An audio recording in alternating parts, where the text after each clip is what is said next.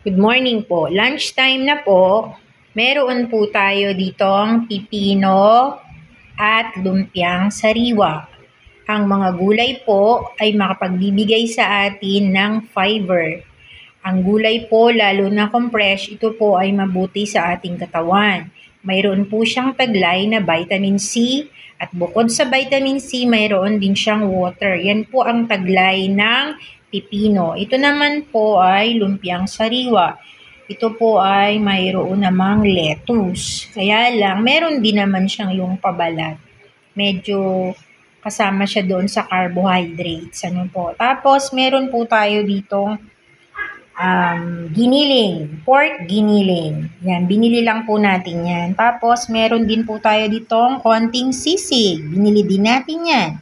Ito lang po ang niluto ko ngayon. Kanin at yung